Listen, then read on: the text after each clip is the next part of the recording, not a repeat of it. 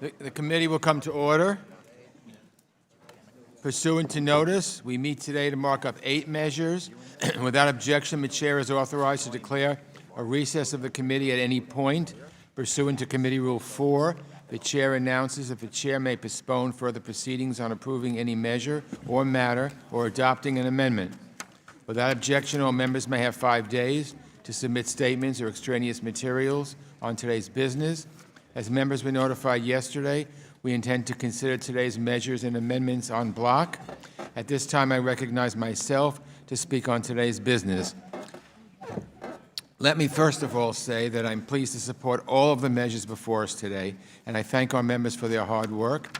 I want to start by discussing 3 bipartisan resolutions I introduced with Ranking Member McCall that outline what I see as the 3 pillars that uphold a successful, uniquely American foreign policy. The first, House Resolution 222, reaffirms the importance of America's alliances and partnerships. We're much better positioned to diffuse crises, to respond to global challenges like climate change and deadly pandemics, and to push back against aggressive regimes and other threats when we're standing shoulder to shoulder with our friends and allies. The second resolution, House Resolution 221, makes clear that human rights, democracy, and the rule of law should be at the center of our foreign policy. Our actions abroad should reflect our country's spirit of generosity and compassion, the development efforts that help countries and communities lift themselves up, that help people grow enough food to feed their communities, that push governments to become more open and accountable. These are the right things to do, and it's also the smart thing to do. Countries that are freer and more inclusive, with economies that are thriving and justice systems that are fair, tend to be more stable and better partners for the U.S. We see an example of this with Mr. Malinowski's bill, the Saudi Arabia Human Rights Accountability Act. Saudi Arabia is an important security partner, but we cannot just look the other way when they ignore international norms and basic human rights. The horrific murder of Jamal Khashoggi demands accountability and justice. After the astounding evidence we've seen, it cannot just be business as usual, and since the administration is dragging its feet on taking any meaningful action, Congress must step forward. That brings me to our third pillar resolution, H.Res. 220, which recognizes the importance of diplomacy and development to our national security and supports a strong international affairs budget. I was pleased to work closely with Ranking Member McCall, along with our appropriations colleagues, Chairwoman Lowy and Ranking Member Rogers, in authoring this resolution. For the last 2 years, Congress has come together in a bipartisan manner to reject the administration's effort to slash funding for our diplomacy and development efforts. This resolution recognizes the important work our diplomats and development professionals do and the need to continue to demonstrate American leadership and values and promote U.S. interests through the international affairs budget. We shouldn't forget, when we're talking about diplomacy, we're talking about people. We're talking about women and men and families who are willing to live in far-flung places and sometimes face great dangers because they've all answered the call to serve. We need to make it clear to these dedicated public servants and to the rest of the world that the United States understands the value of diplomacy, and we need to give our personnel the support and resources they need to carry out this important work. This affects America's national security and our partner nations around the globe. And how do we bring all of this to life? How do we advance our foreign policy interests and empower our diplomatic institutions to do the work? Well, we need a fully authorized, reinvigorated State Department. Every year, the National Defense Authorization Act is considered a must-pass bill. But it's been 17 years, let me repeat that, 17 years since the State Department authorization has been signed into law. From my time as ranking member with Chairman Ed Royce, it's been my goal to make authorizing the State Department a regular part of this committee's work. We need to get the State Department authorization to become a must-pass bill like the NDAA, because we know that diplomacy, along with defense, is critical to our national security. So I'm proud that today we're marking up the State Department Authorization Act that I introduced with Mr. McCall. There's no difference in the way Mr. McCall sees this and the way I see this. This bipartisan bill strengthens the management and operations of the Department of State. including provisions to recruit and retain a diverse workforce, bolster embassy and information security, and improve the department's public diplomacy, anti-corruption, and security assistance efforts. And today's measure is just the beginning, laying the foundation for our committee's work in the years to come to keep the State Department strong and ensure that our diplomacy and development workforce can best advance American foreign policy. I especially want to thank Grant Mullins on the ranking member's staff and Laura Carey on my staff for their incredible efforts in shepherding this bill through committee. Again, I'm pleased to support all of the measures on today's markup, and I urge all members to join me in doing so. And I'll now recognize our ranking member, Mr. McCall of Texas, for his remarks. Thank you, Mr. Chairman, and I want to thank you for your hard work and once again demonstrating that this committee is the most bipartisan committee in the Congress. Today, our committee will consider 8 measures, including the Department of State Authorization Act. This committee has not considered a state authorization bill since 2013, and the last comprehensive authorization bill became law in 2002. I'm pleased that these bipartisan bill builds on the text that former Chairman Royce introduced last year and includes several legislative proposals from members on my side of the aisle. I support this bill, which reasserts Congress's constitutional Article I authority to give direction to the department. It is vital that the committee that has the constitutional authority to declare war better express our oversight.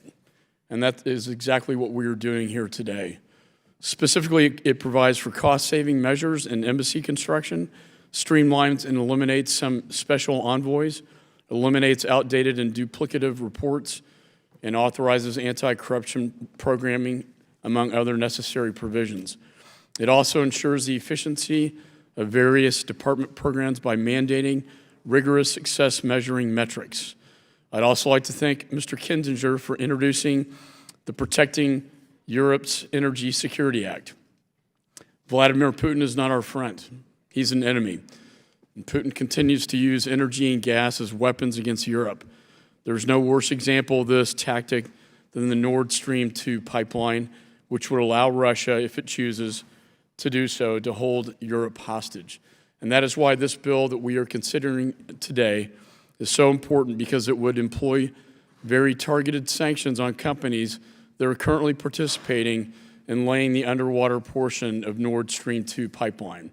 At a time when Vladimir Putin is using all of his tactics to sow discord and chaos around the world, including among our European allies, we need to work together to stop these actions from impacting our national security interests and cooperation with our transatlantic allies.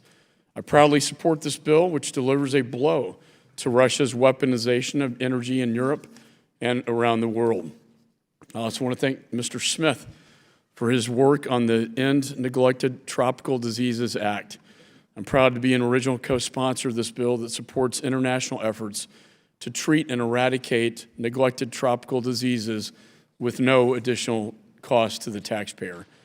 Again, Mr. Chairman, let me convey my gratitude and appreciation for you and your leadership in getting good things done on behalf of the American people and our foreign policy. And this is, I believe, the way Congress should and is supposed to work. And with that, I yield back. Thank you, Mr. McCall. I agree with everything you just said, and pleased to work closely with you. And this product, as I mentioned before, is the product of close collaboration on both sides of the aisle. And I think that the finished product is a great product. Are there any other members seeking recognition? Ms. Bass. Thank you very much, Mr. Chair, for your leadership and the ranking member. I wanted to speak about the resolution H.R. 358, calling on the Government of Cameroon and armed groups to respect the human rights of all Cameroonian citizens, to end all violence, and to pursue a broad-based dialogue without preconditions to resolve the conflict in the northwest and southwest regions.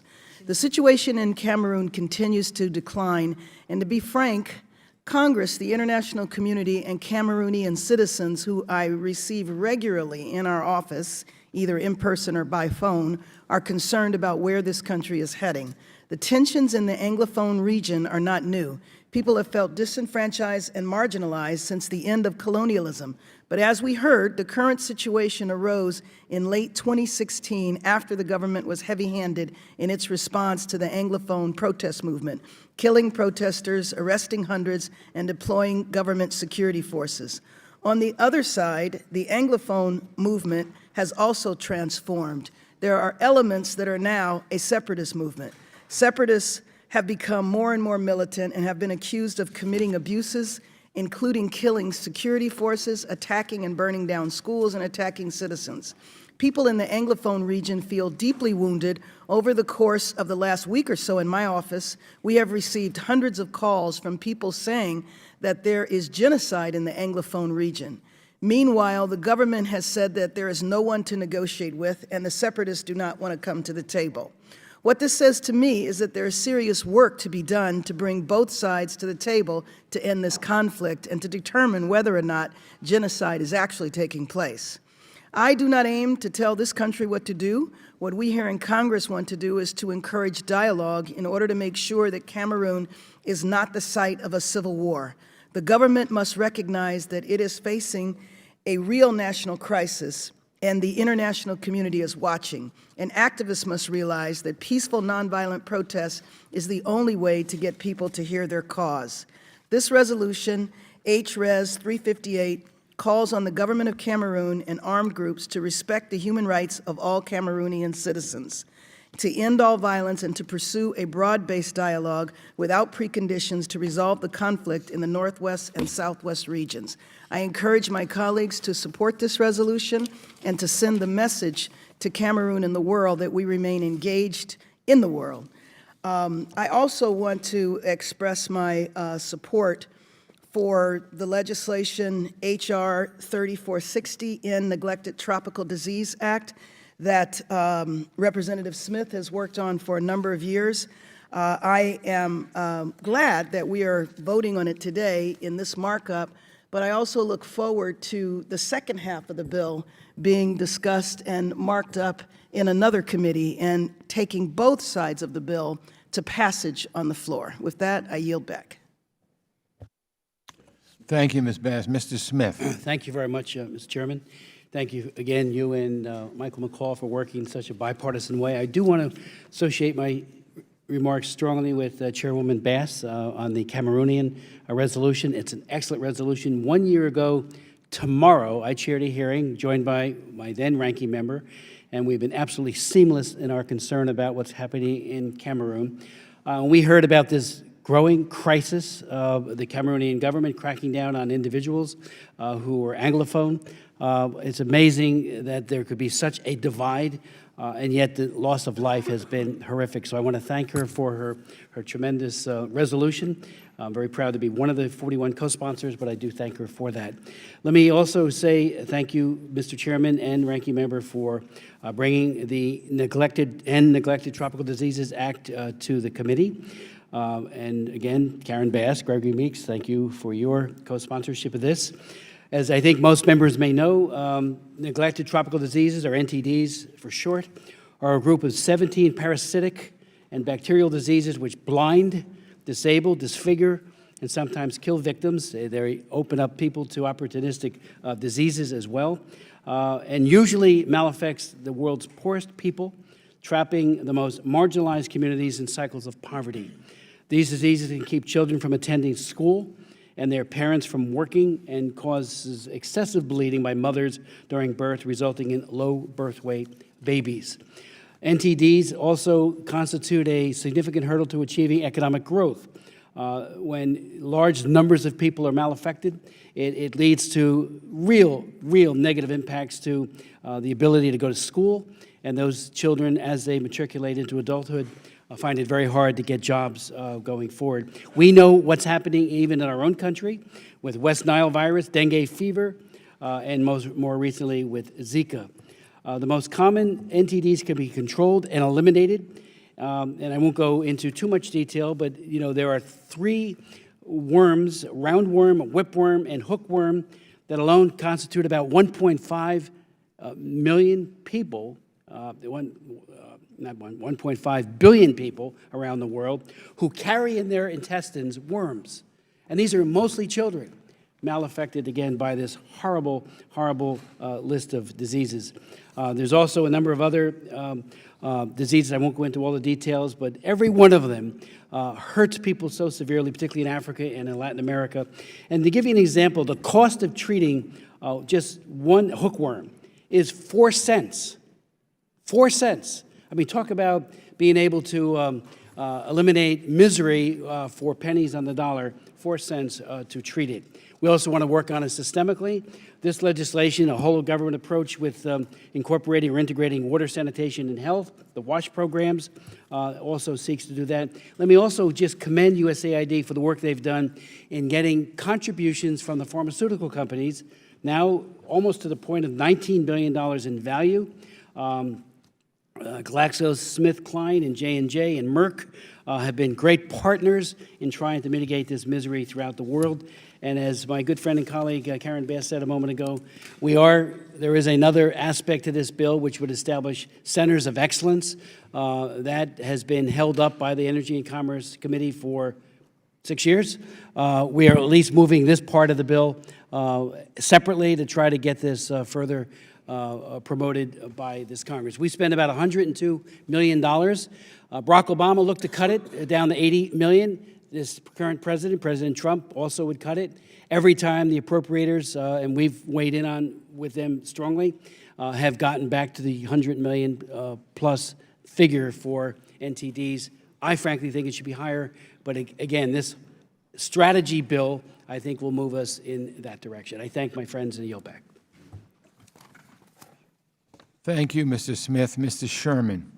Thank you, Mr. Chairman. I'll address the latter 7 bills first and then return to the State Department authorization bill. It is wise that we are, and as to the latter 7 bills, I'm pleased to co-sponsor all of them. It's time that we recognize the importance of diplomacy and development in our foreign policy, and we spend only 0.25% of our GDP on foreign aid. This money is the best money we invest in our own security and in our meeting our moral obligation to poor people around the world. The next resolution recognizes the importance of democracy, human rights, and the rule of law, particularly important with 1/3 of the world's population living in what is described as backsliding democracies. The next resolution recognizes the importance of our alliances and partnerships. I want to commend Ms. Bass for her resolution regarding Cameroon, where there are over 500,000 displaced persons and hundreds of deaths. And the resolution appropriately urges both the government and separatist groups to engage in broad-based dialogue without preconditions. Mr. Milanowski has put forward a good resolution regarding those responsible for the death of Jamil Khashoggi by denying them visas. I also want to mention, as I always do, the importance of preventing Saudi Arabia from developing a nuclear weapon. In the Science Committee yesterday, the Secretary of Energy promised to give to this committee, as well as the Science Committee, any further Part 810 licenses that are issued to allow American companies to share nuclear technology and their discussions with Saudi Arabia. H.R. 3206 focuses on the real threat, I think, to NATO of making Germany and other parts of Central Europe dependent upon a pipeline for natural gas, a pipeline that comes from Russia. And finally, Mr. Smith, I think, well described the importance of H.R. 3460 to end neglected tropical diseases. As to the State Department authorization bill, I think we'd all co-sponsor it, except the leadership has decided to just have one sponsor and one co-sponsor, and that is certainly a reasonable approach. As has been pointed out, the State Department last had an authorization bill in 2002. We have in Congress authorization committees and appropriations committees. Only in the foreign policy area has the Authorization Committee been pushed to the side to this degree. We can't let it continue. This bill and passing it into law is the first step to do in foreign policy what we do in other areas, for example, defense policy, where the NDAA bill plays a critical role in outlining our defense operations and objectives. We need to have the same role for this committee when it comes to foreign policy.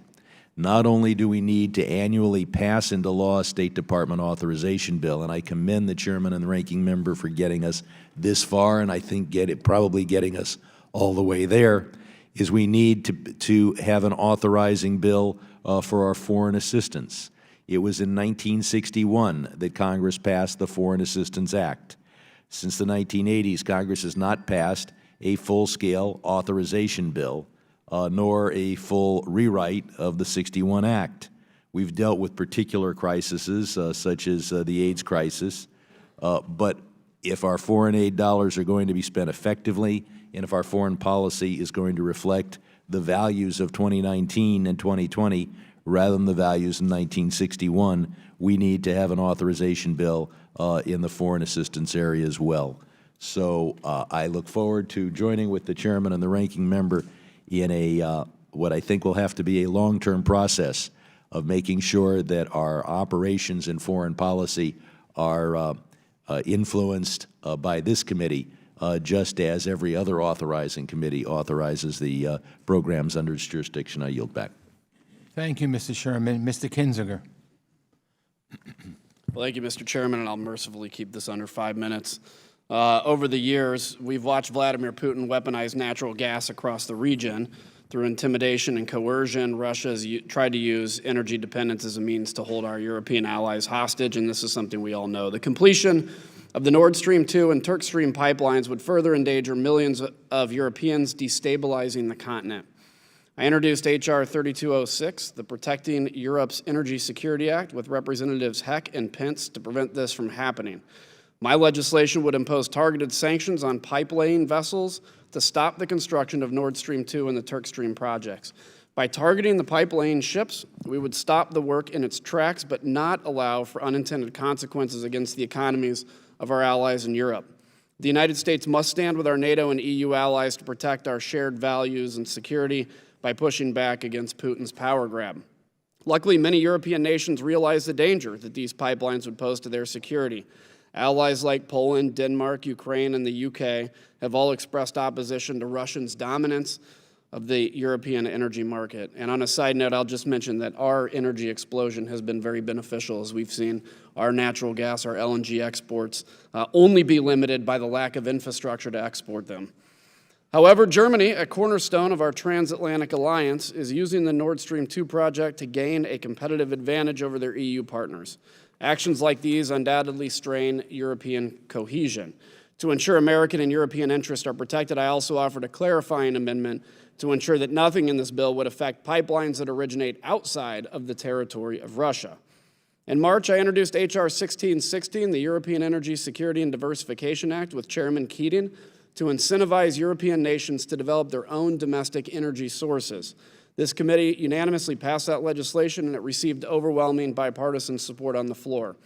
These two bills, acting as a carrot and a stick, would ensure that America's European allies are protected from Russia's malign use of energy as a weapon. I want to thank Chairman Engel and Ranking Member McCall for bringing the Protect Europe's Energy Security Act before us today, and I urge my colleagues to support this very important legislation. And with that, I'll yield back my time. Thank you, Mr. Kinzinger. Mr. Keating. I'd like to thank the Chair, thank you, Mr. Chair, and the Ranking Member, and significantly our staff for all their work leading us to this markup and bringing forward the State Authorization Bill, as well as the other important pieces of legislation that have been referenced already. At a time when there's great uncertainty around the world, we should be doing as much as we can to coordinate with our partners on democracy and human rights on issues of anti-corruption, rule of law, humanitarian assistance, trade and investment. In all these efforts, the United States should lead by example to ensure greater rights and inclusion for women, minorities, marginalized populations, and LGBTI individuals. This is critical to our own security as well as many of our core values that are central to our democracy. That's why my amendments aim to promote the roles of civil society and women in advancing peacekeeping efforts, improving the rule of law, strengthening democratic institutions, as well as assist our partners in their efforts to combat corruption and screen foreign investments to better counter Russia and Chinese influence. At hearings I held as subcommittee chair with my ranking member on Europe and Eurasia, energy and environment, we heard concerns from bipartisan experts about China's efforts to control security infrastructure and Russia's malign influence in economic activities. Screening potential foreign investments for national security concerns is key to protecting our economies and our security, and a long-standing practice in this country. We should be doing more to ensure U.S. allies are taking the necessary steps to protect their security infrastructure, their institutions, and financial systems from foreign threats, and by extension, protecting the American people as well by sharing information, best practices, technical assistance. Likewise, corruption is a problem that affects every country, and we should be working together on anti-corruption efforts to hold all those accountable for their role in kleptocracies. Corruption does not stop at borders, and the strength of our partnership in this regard is key to successfully eliminating corruption. I'd like to thank, again, the Chairman Engel, Ranking Member McCall, for including these amendments in, en bloc and their support for this act and ensuring that U.S. foreign policy is advancing greater democracy, security, and prosperity at home and abroad. I yield back. Thank you, Mr. Keating. Mr. Pence. Mr. Chairman, I'm proud to join Congressman Kinzinger as an original co-sponsor of H.R. 3206. The energy security of our partners, particularly our NATO partners, is essential to our security as well as theirs. The Nord Stream 2 project represents a threat to the progress many NATO partners have made on energy security issues, and this legislation is a prudent step in preventing this dangerous project from being completed. I hope all my colleagues would join us in supporting this legislation. Mr. Chairman, I yield back. Thank you, Mr. Pence. Mr. Meeks. Thank you, Mr. Chairman. I want to thank you, Mr. Chairman, for working with me to continue to push for oversight and advancement of diversity at the State Department that includes everything from a new foreign service officers coming in to taking steps to see that there's increased diversity at the highest ranks. I look forward to continuing to work on this issue in a bipartisan way and hope that as members of Congress travel, they are able to see the diversity in our diplomats that represent us. Right now on the Hill, there are Wrangle Fellows that will be the next generation of diplomats that will continue that progress. And I think that speaks well about who we are as a nation and as a people when they see that kind of diversity, because that is the example that we can set for many. I also just want to say that in a number of the other bills, recognizing the interdependence of diplomacy, development, and defense as critical to our effective national security. You know, as had been said, you know, all of the money and all of the efforts that we can put into diplomacy is tremendously important. You know, there was a general who said you can either put it into diplomacy or put it into bullets. I think that we are all better off when we put it into diplomacy, and in trying to make sure that diplomacy is an integral part, if not even a leading part, of what our public national security is all about. I think it is by far in a ever-shrinking world. When you talk about geographically, you can get to one place almost around the world within 12 hours. So being able to diplomatically work together with those around the sphere, particularly our allies, are extremely important. I also want to say that to end Neglected Tropical Diseases Act, and I want to thank Ms. Bass and Mr. Smith for working on this. It's extremely important when you look at the number of diseases that should be wiped off this planet. And as one of the co-chairs of the End Malaria Now caucus, it is something that we've got to continually stay focused on, so that these diseases are diseases that should not be anywhere on this planet. We have the ways to make sure that it is cured. It is also, particularly on, when you think about malaria on the continent of Africa, the lives that are lost and the potential that is gone. So that bill, Mr. Smith and Ms. Bass, that have been working on is tremendously important. Glad that that is in here.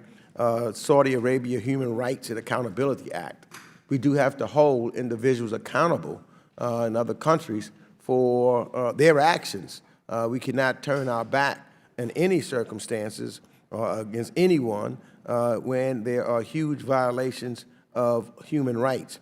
And so the Saudi Arabia Human Rights Accountability Act of 2019 is extremely important. Likewise, H.Res 358, calling on the government of Cameroon and armed groups to respect the human rights of all Cameroonian citizens, to end all violence, and to pursue a broad-based dialogue without preconditions to resolve the conflict in the Northwest and Southwest regions is extremely important.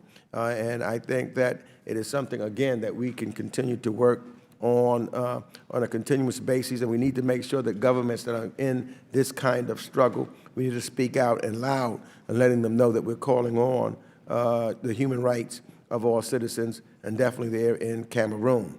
Emphasizing the importance of alliances and partnerships. I don't know anything better when we become, I find, more interdependent upon one another, we generally have a more peaceful and better place and a better world in which we live in. And so to emphasize the importance of alliances, we need to make sure that we strengthen the alliances that we currently have. For example, with our allies in Europe, our allies in Central and South America, our allies like Japan and like South Korea. Those are allies and those are relationships that makes us all stronger. And to emphasize the need and the importance of these alliances like NATO is tremendously important, and I am proud to support that that's in this legislation. And I would just hope, in closing, that as we look at the sanctions with respect to provisions of certain vessels for the construction of Russian energy and export pipelines, that we make sure that we include our allies in that dialogue and conversation, and we're not just doing something without working with them. And I yield back. Thank you, Mr. Meeks. Mr. Shabbat. Thank you, Mr. Chairman. I want to thank you and the ranking member, Mr. McCall, for your hard work to put forward a bipartisan State Department authorization bill. This markup today will put us on track to pass an authorization for the State Department for the first time since 2002, when Henry Hyde was chair of this committee. It's something that I think we can all be proud of. While there are things in the bill that I don't like or that I don't think are necessary, that's the byproduct of bipartisan negotiation and compromise, something I think we need more of these days. I'd just like to highlight a few important common sense provisions in the bill. First, the bill requires that special envoys be confirmed by the Senate. Our founding fathers required that Congress approve key officials, and the current loophole diminishes our constitutional oversight role and our influence over foreign policies. This would be especially helpful should we have another president like our previous one, whose attitude about going around Congress was pretty much standard operating procedure. Second, the bill has several provisions to enhance good governance at the State Department, whether it's requiring the Department to implement more GAO recommendations, ensuring that new embassies don't cost the taxpayer more than they should, or closing some of our less necessary facilities overseas. The bill takes some critical, long overdue steps. As someone who believes that the federal government is extremely bloated and wasteful, these sorts of common sense policies might not grab headlines, but they certainly mean that we did our job and don't have to take quite as much in taxes from hardworking Americans. Finally, over on the Judiciary Committee, where I just came from, we've seen just what happens when computers and how to handle data policies aren't clearly articulated. whether it's Hillary Clinton's homebrew server or Lois Lerner's emails that mysteriously disappeared, or the text that the FBI lost between Peter Strzok and Lisa Page, it's clear that the federal government needs better IT management. Section 504 goes a long way to preventing something like Hillary's email debacle to ever occur again or something like it at the State Department. Furthermore, the rest of Title V is also important, as it requires the Secretary to strengthen the State Department's defenses against cyber attacks. So there's a lot of sound policy in this bill, and it's good to finally be voting on a State Department authorization again. I'd also like to briefly mention excuse me, two of the other bills we have before us today. First, I want to touch on Mr. Malinowski's Saudi Arabia Human Rights and Accountability Act, and I want to thank him for seeking to address the brutal murder of Jamal Khashoggi. As co-chair of the Freedom of the Press Caucus, I don't think we can condemn the murder of Mr. Khashoggi strongly enough, especially in light of the new UN report. I also want to thank Mr. McCall for working on an amendment to place the bill in the broader context of our bilateral relationship with the Saudis, which remains critical to U.S. interests in the region, especially as Iran continues to display such reckless behavior. Finally, I want to take a moment to thank Mr. Kinzinger for his attention to the Nord Stream 2 pipeline. Some of our European allies are willing to make believe that increasing dependence on Russian gas is just fine in exchange for cheap energy. This is the last thing Europe needs right now, especially as Vladimir Putin seeks to reestablish Russia as a preeminent global power. Thank you, and I yield back.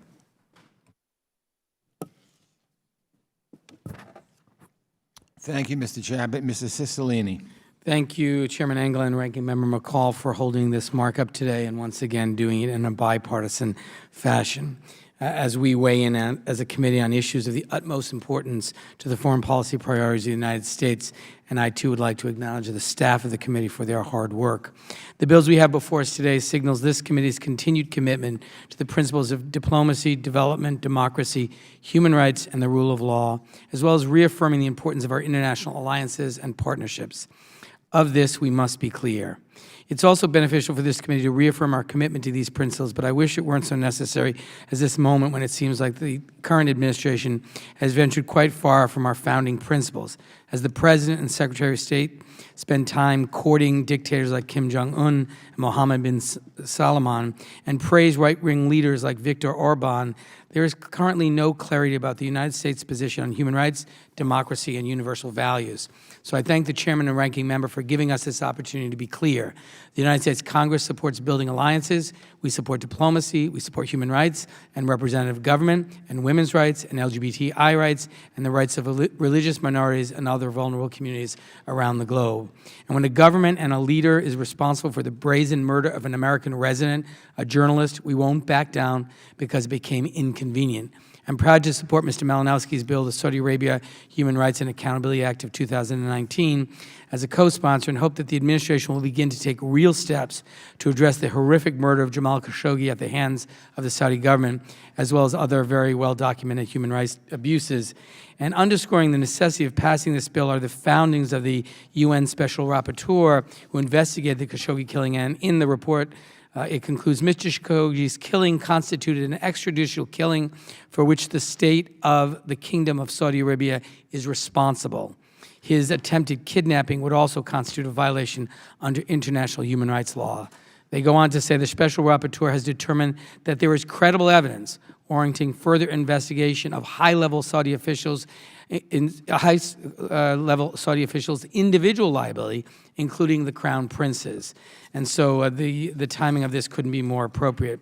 I'm pleased to support all the bills before the committee today, and particularly want to thank the Chairman and Ranking Member for giving us the opportunity to vote for the State Department authorization bill for the first time in many years, an important step to ensuring that the State Department can operate efficiently and adapt to the times. And again, thank you for your leadership, and I yield back the balance of my time. Thank you, Mr. Cicilline. Mr. Reschenthaler. Thank you, Mr. Chairman. I was fortunate to serve alongside the brave men and women of the State Department during my time in Iraq. And I also know firsthand how living in a combat zone takes its toll.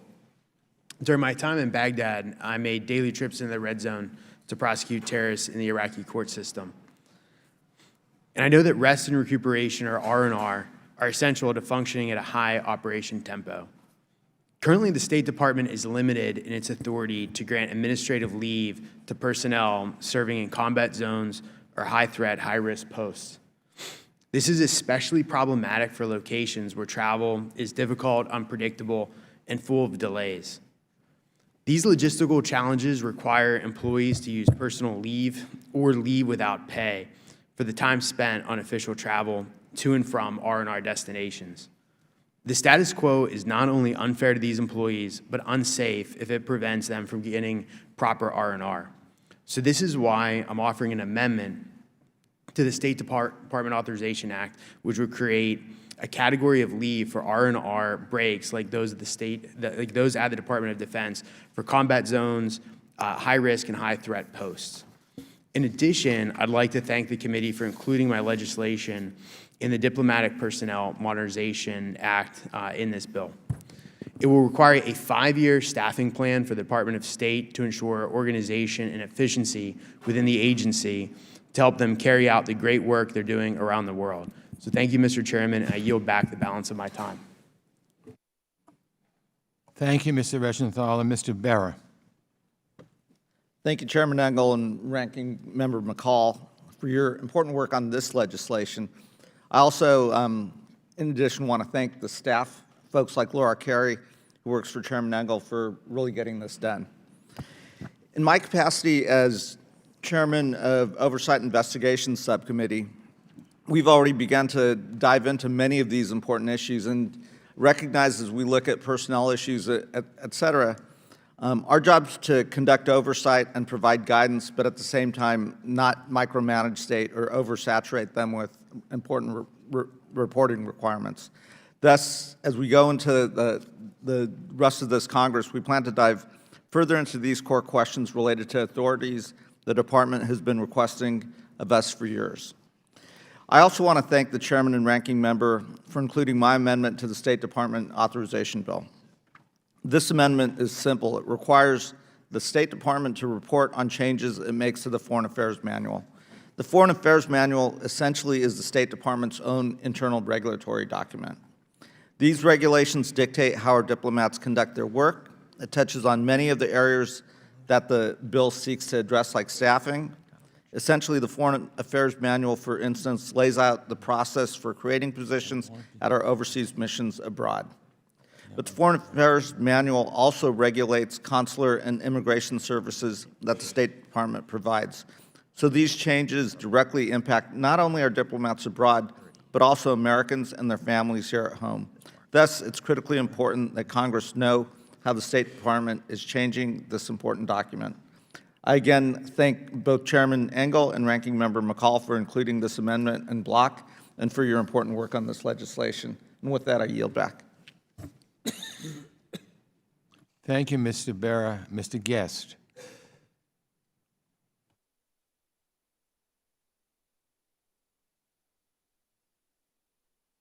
Okay, gentleman passes. Yes, sir, I pass. Thank you, Yes. Mr. Chairman. Okay. Ms. Titus. Thank you, Mr. Chairman, and Ranking Member McCall for holding this hearing and for your leadership in having Congress address the State Department authorization bill.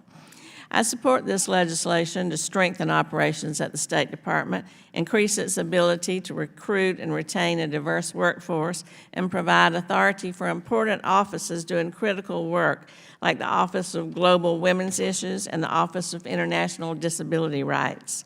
I especially thank you both for working with me to add language to the bill, enhancing the Office of International Disability Rights, and expressing Congress's intent to ensure that our embassies and consulates abroad are balancing security with accessibility for persons with disabilities. More than 1 billion people around the world have a disability. 80% of those live in developing countries. 60% of persons with disabilities are women, and women with disabilities are more likely to experience sexual violence than women without disabilities.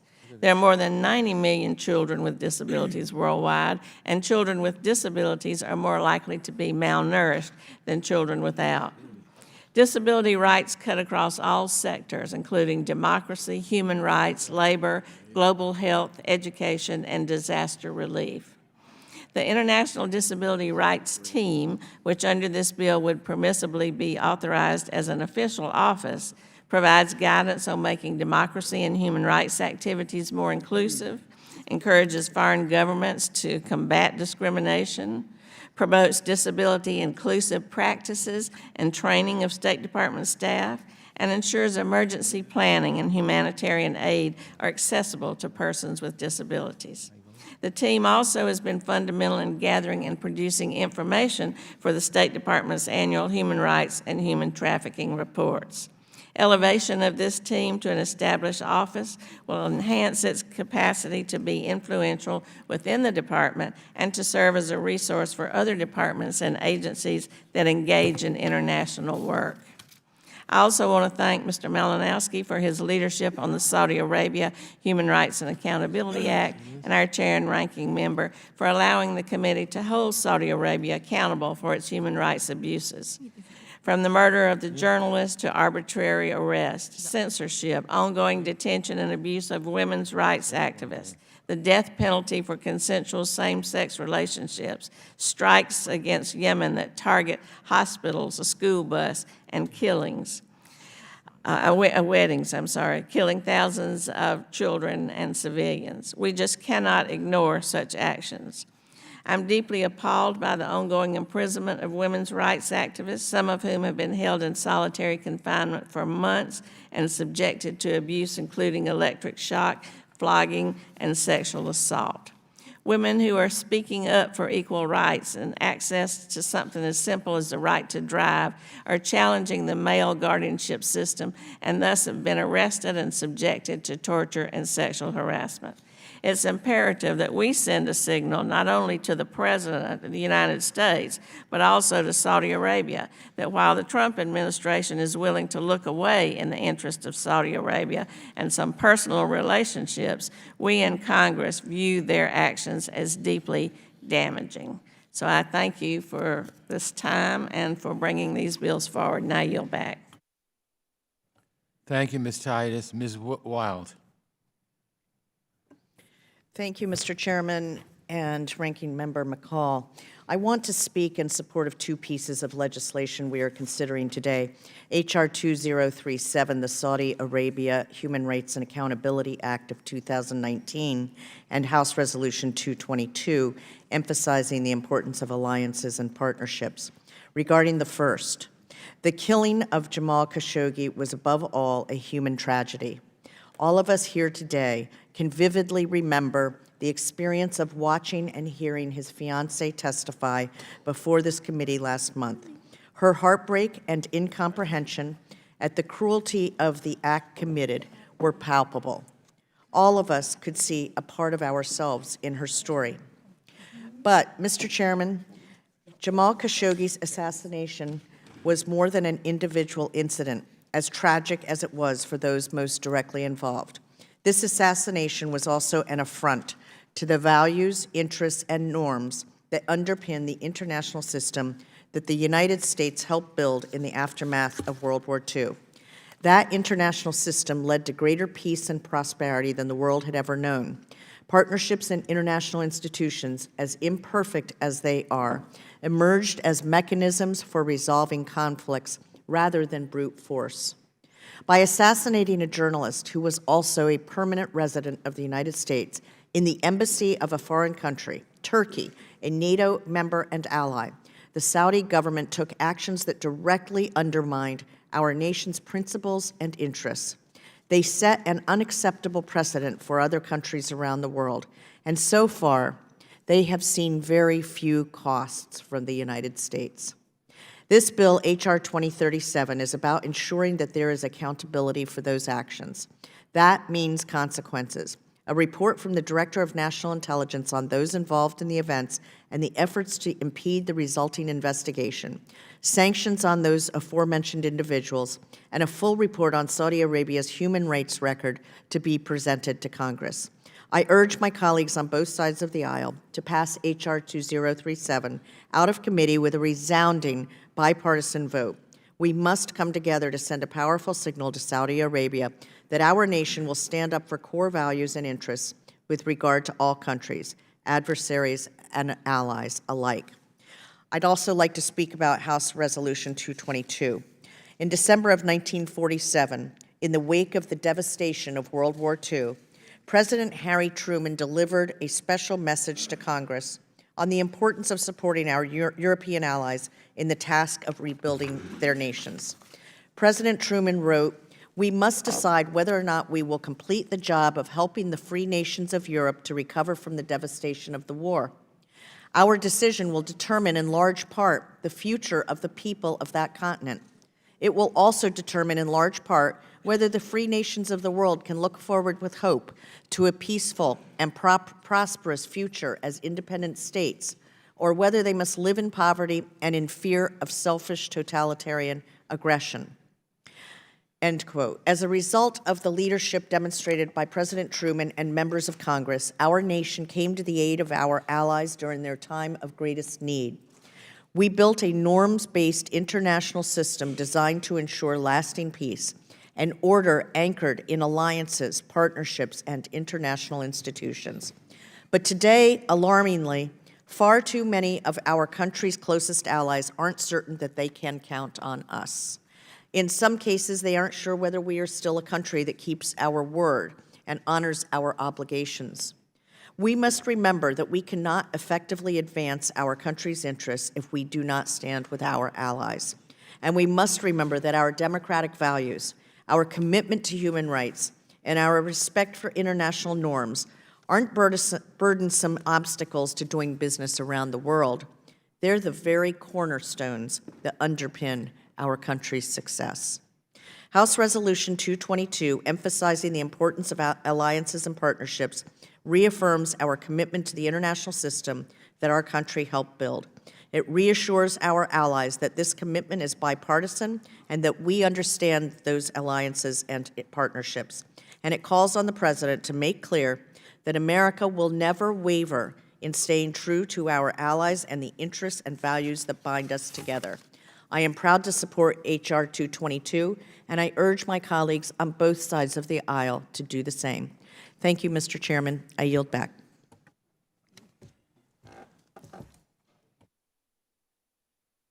Thank you, Ms. Weil. Mr. Espaillat. Thank you, Mr. Chairman. Let me congratulate you, Mr. Chairman, Ranking Member, for forwarding this group of bipartisan efforts that will certainly make our country safer, make the world safer.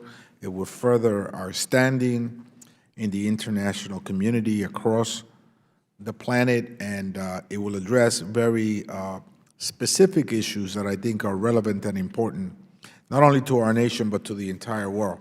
I would like to highlight two of the initiatives that we've taken up today. The first one being H.R. 358, headed by Congresswoman Karen Bass of California, calling on the Government of Cameroon and armed groups to respect the human rights of all Cameroonian citizens and to end the violence there in that African country and to pursue a broad-based dialogue without any preconditions to resolve this conflict that could really lead to massive bloodshed between the government and separatists in that country. It is important that we continue to play a mediation role, a leadership role across the world to further democratic values in all continents, and obviously including in this African country of Cameroon, to ensure that the rest of the world looks at us as a beacon of hope and opportunity because of our commitment to democratic values. So I think that H.R. 358 helps us get there and further establishes us as a leader in the international community, particularly in a continent that has looked towards China for investment, has looked to China for leadership, perhaps because of a vacuum of leadership that we have left there. And this particular action will help us fill that void, fill that vacuum, and reestablish our footing in such an important continent as Africa. The second, Mr. Chairman, the second bill that I would like to highlight is H.R. 2037, which is the Saudi Arabia Human Rights Accountability Act. And we all know what happened there in Istanbul. We all know that a Washington Post columnist, Jamal Khashoggi, went into the embassy, into Saudi embassy in Istanbul, and never came out.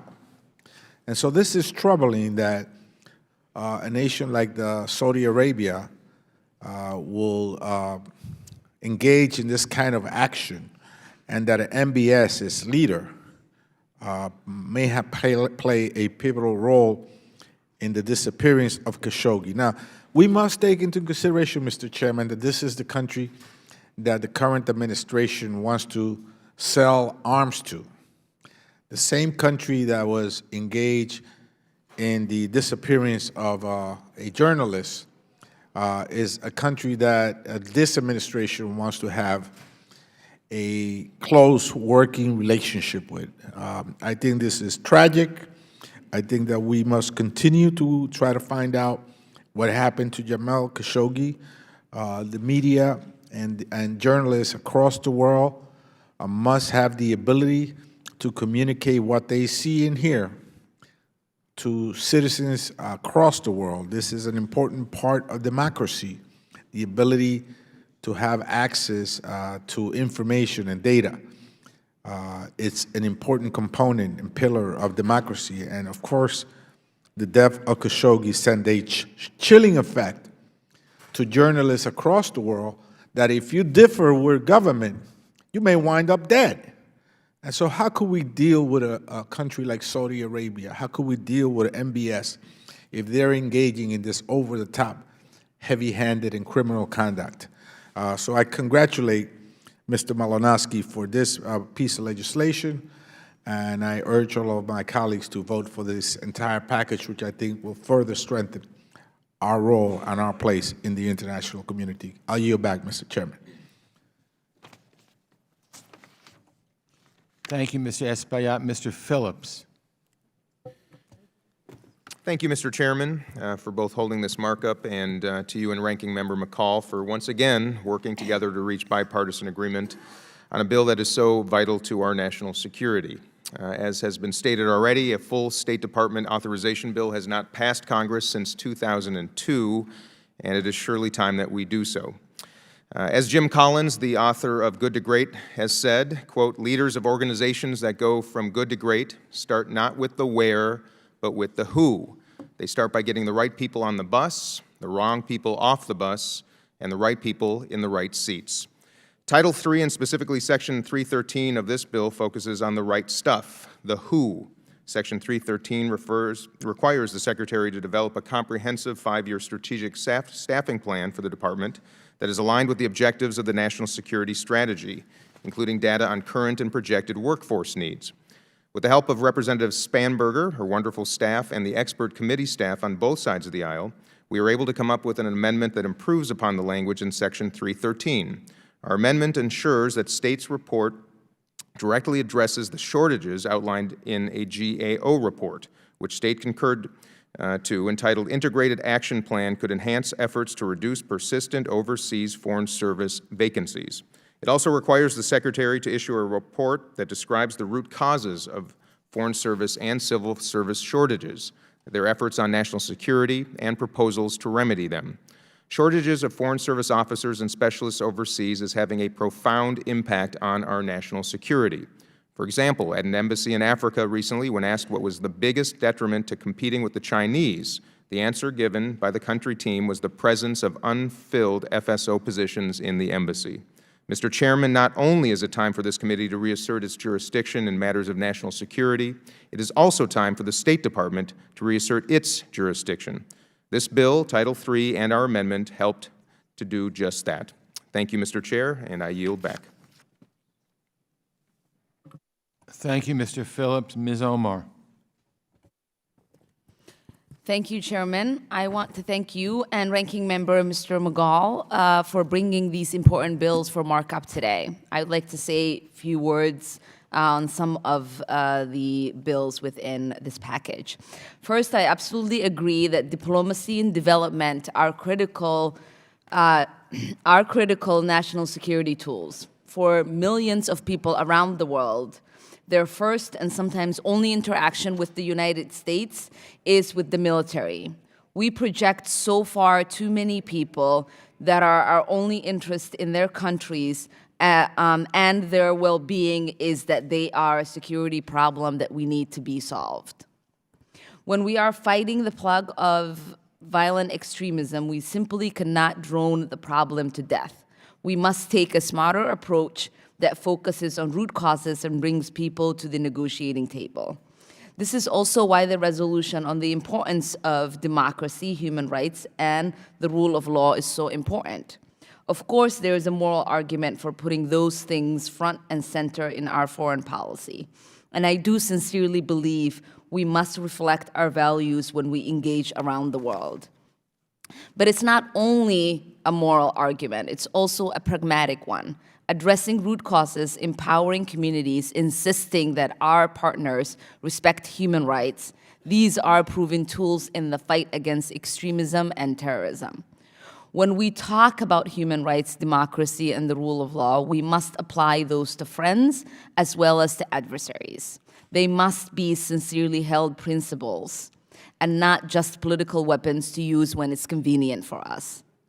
Mr. Malinowski's bill that is before us today is an important recognition of this principle. Our longtime alliance with Saudi Arabia is under the microscope now.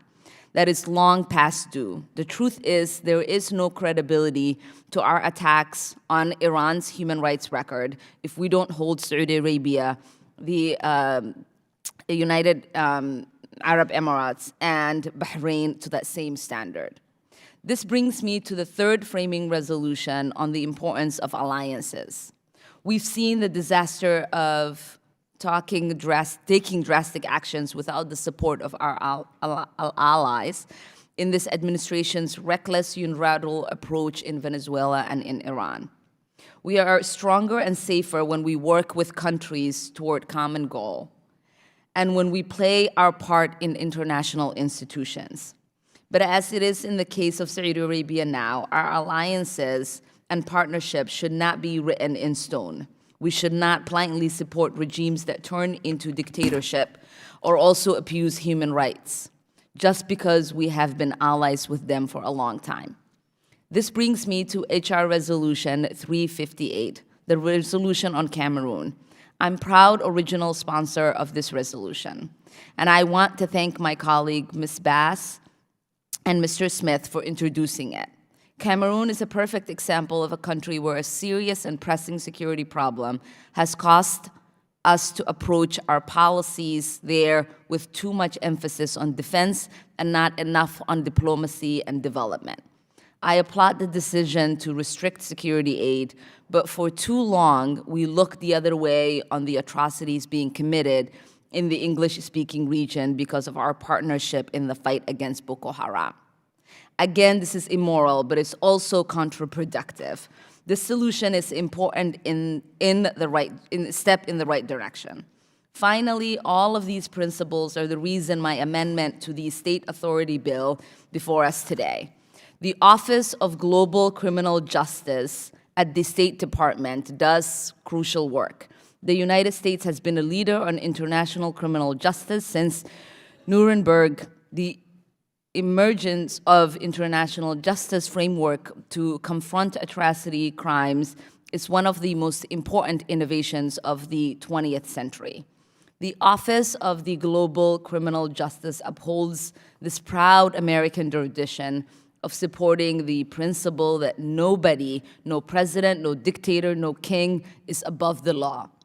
It is dedicated to the mission of saying some crimes are so horrific, they are truly crimes against humanity. My amendment places the Office of Global Criminal Justice where it belongs, as an essential part of our foreign policy and our State Department. Mr. Chair, I yield back. Thank you so much for your work on this. Thank you, Ms. Omar. Ms. Houlihan.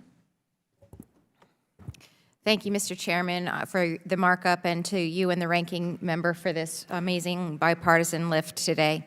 As it stands today, in order to be considered for certain civil service positions at the State Department, candidates must have a degree in the humanities. In other words, only those with a background in subjects like political science or international relations can fill these policy positions. What we have then are civil servants working on complex technical issues like nuclear nonproliferation without any academic background or experience in STEM. I graduated from Stanford with an engineering degree, and had I wanted to pursue one of those civil service positions, I would have been turned away. Instead, I served in the Air Force and ended up working, as it turns out, on issues of nuclear nonproliferation. So I'm speaking from direct personal experience when I say that a background in STEM is a huge asset in dealing in these highly technical issues.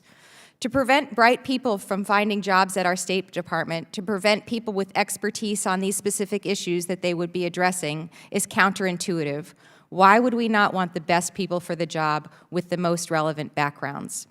My first amendment to the State Department Authorization Act allows the Secretary of State to waive any or all job requirements set by the Office of Personnel Management for these types of positions, including educational requirements for candidates who possess significant STEM experience. We need their expertise, especially today when technology and science continue to develop at rapid rates. Thank you to the Chair and to the Ranking Member for including this amendment.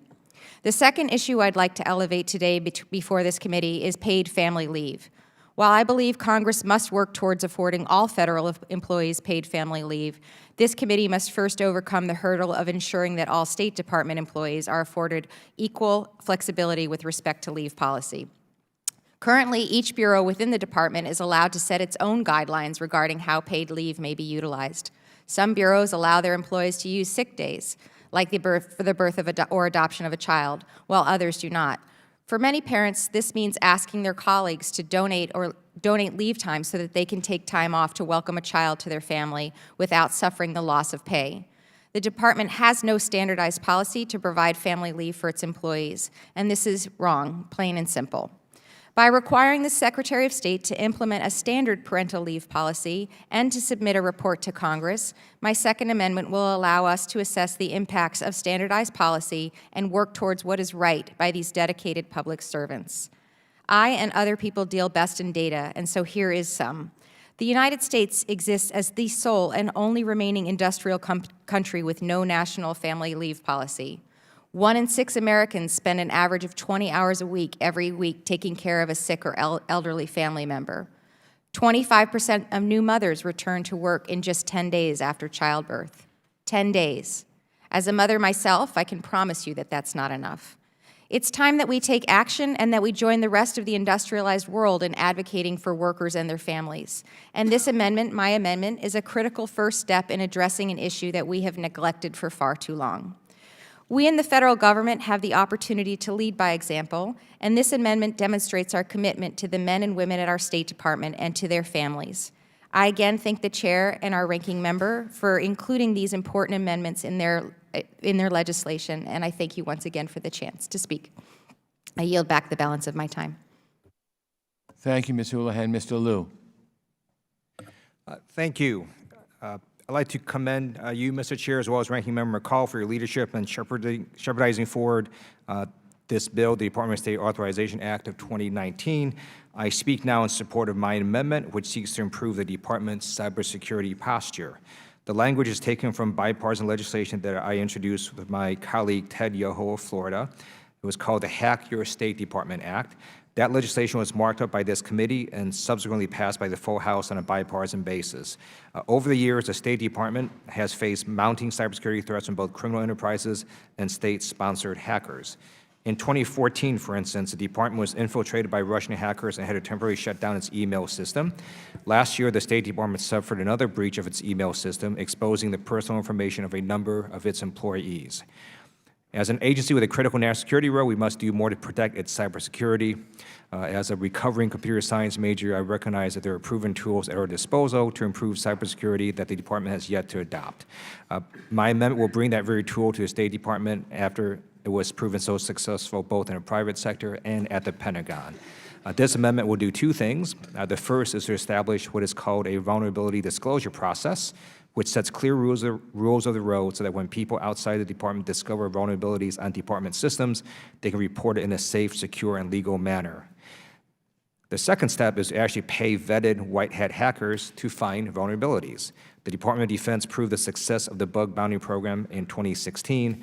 Over a 24-hour period, the Pentagon learned and fixed over 138 vulnerabilities. We need to do the same thing for the State Department.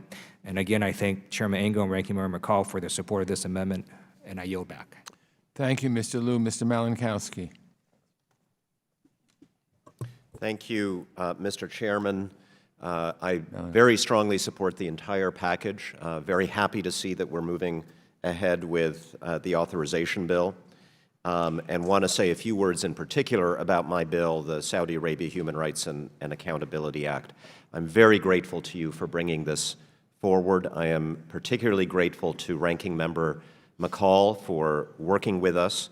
The result of our common effort is a strong bipartisan statement that it matters to us, it matters to the United States how our partners treat their people, that we do not exempt Saudi Arabia from that principle simply because we have a long-standing security relationship, and in particular that we must see accountability for the killing of Jamal Khashoggi. I've spent much of my career thinking about how the United States can most effectively advance our commitment to human rights and democracy around the world. It is not always easy. I always acknowledge this is not our only interest in the world. But the Khashoggi case is not just about human rights in Saudi Arabia. What happened to Jamal Khashoggi didn't happen in Saudi Arabia. Khashoggi was a resident of the United States. He had every reason to believe that he was safe here. He was lured to a Saudi embassy and brutally murdered on the soil of a NATO ally. What happened to Jamal Khashoggi is not common. Human rights abuses around the world are common, but what happened to him is not common. Few dictatorships are brazen enough to reach out beyond their borders to kill their critics living overseas. Russia did it recently when it poisoned two of its critics living in the United Kingdom. Iran has reportedly done it several times in recent years, and now we add Saudi Arabia to the list. And it's important for us to remember that despite all of the controversy and anger following the case of Mr. Khashoggi, the Saudis do not appear to have gotten the message. Our intelligence community, since the killing of Khashoggi, has had to warn 3 individuals living overseas, and including an American citizen living in the United States, of threats from the Saudi government.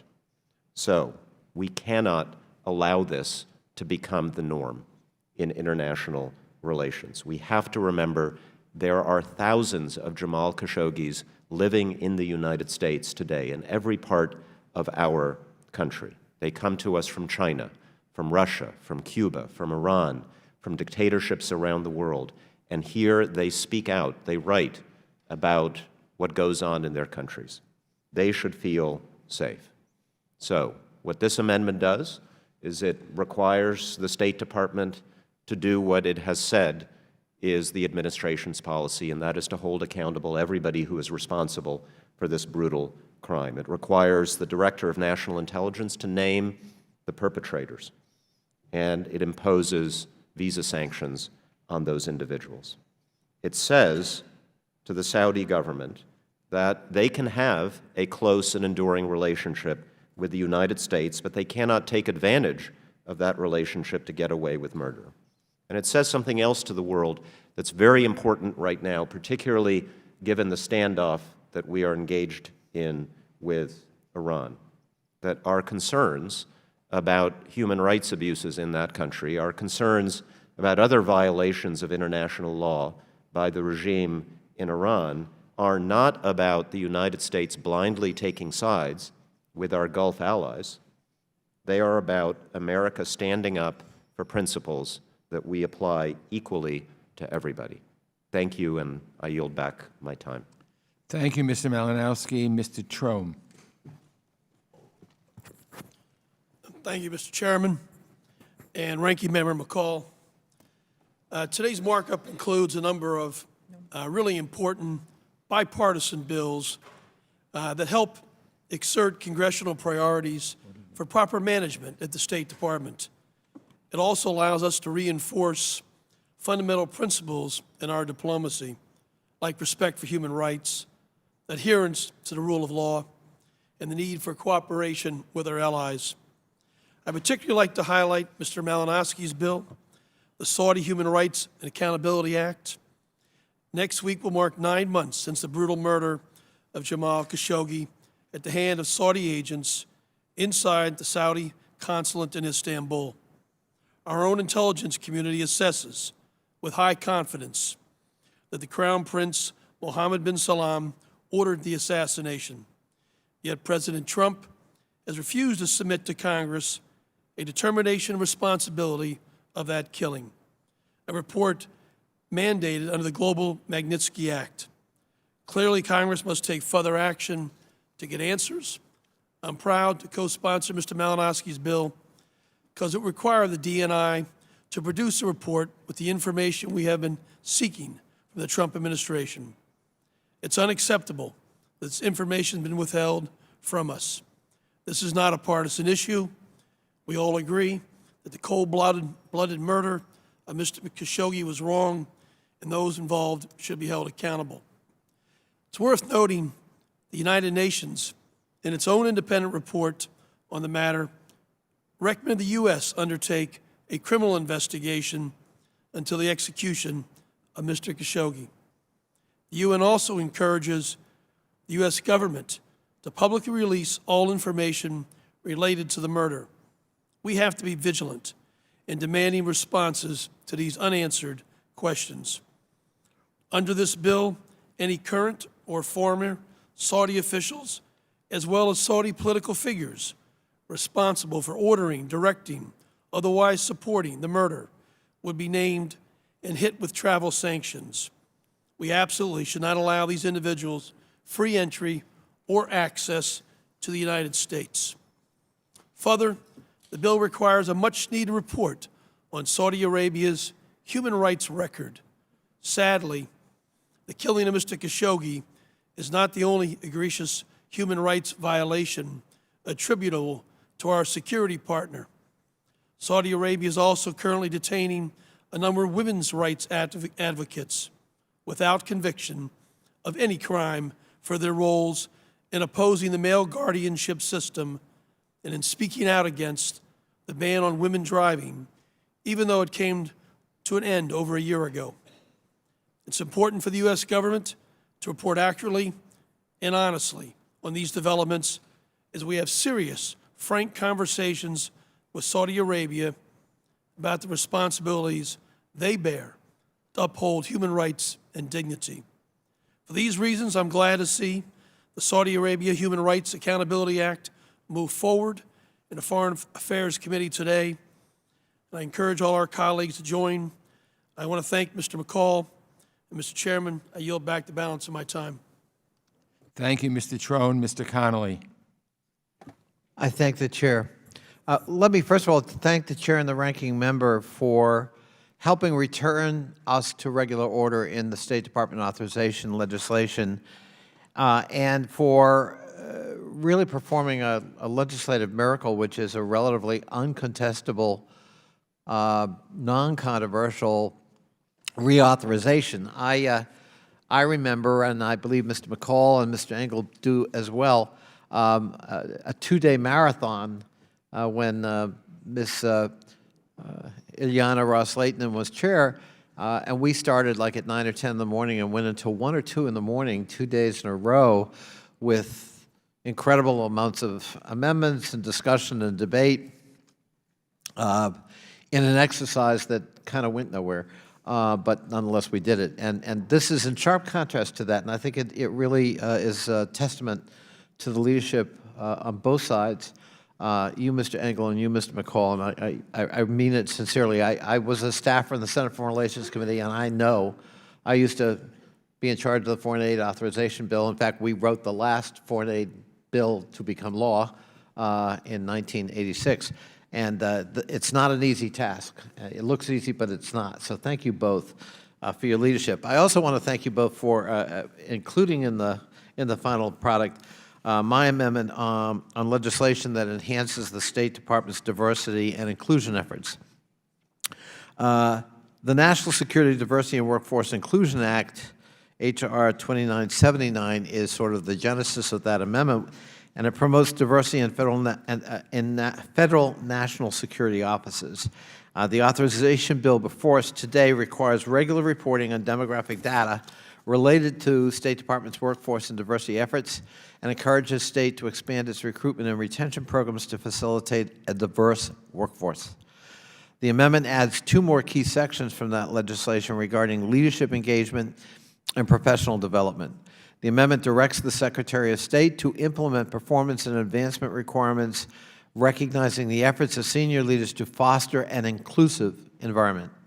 On professional development, the amendment requires the Secretary to offer a career advancement program for senior positions that encourages diverse participation. Diversity, as we know, is a unique source of strength for America, our economy, and our national security. And by the way, when that diversity is reflected in, for example, an embassy overseas, it is a great statement about who we are as an inclusive country and a multiracial, multi-ethnic country that works.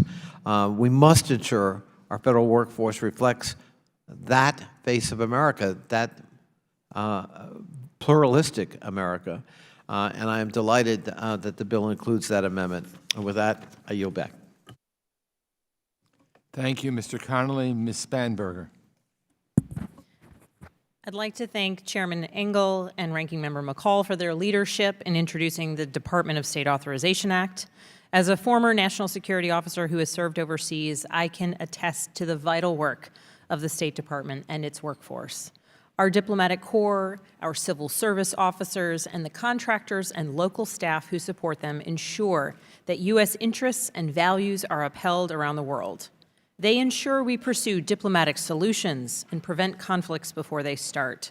They ensure we have strong allies and partners who will stand with us in times of crisis, and they ensure we have economic opportunities for American businesses and a safe, secure world for our children. This bill is the first step in doing our part to ensure those officers who represent us at home and abroad are represented here in Congress and have the resources, guidance, and support they need to do their job. I'm proud to support this bill and to introduce a handful of amendments. These amendments would keep the State Department workforce safe from sexual harassment and sexual assault, improve security assistance coordination with the Department of Defense and the combatant commands, help Congress and the American people better understand how our military deployments support diplomatic strategies and how our security assistance funding, taxpayer dollars, are intended to provide flexibility to our military to focus on the highest priority threats. I'm also honored to join my friend and colleague, Congressman Dean Phillips of Minnesota, and his team to support an amendment that would continue to address the impact of foreign service and civil service vacancies across the department and push for implementation of independent recommendations so we have the strong, capable workforce we need to represent American interests worldwide. I encourage my colleagues to support this important bill and ensure we support the tireless work of our diplomatic and civil service corps. Thank you. I yield back. Thank you, Ms. Spanberger. Are there any other members seeking recognition? Hearing no further requests for recognition, then, without objection, the committee will proceed to consider the noticed items en bloc. A reporting quorum is present, and without objection, each measure is considered as read, and the amendments to each are considered as read and are agreed to. The question occurs on the measures en bloc as amended. All those in favor say aye. Aye. Aye. All those opposed, no. In the opinion of the chair, the ayes have it. The measures considered on block are agreed to, and without objection, each measure is ordered favorably reported as amended if amended, and each amendment to each bill shall be reported as a single amendment in the nature of a substitute. Without objection, staff is authorized to make any technical and conforming changes, and this concludes our business today. I again want to thank all the members. I especially want to thank Ranking Member McCall for everyone's contribution and assistance with today's markup. The committee stands adjourned. Thank you all.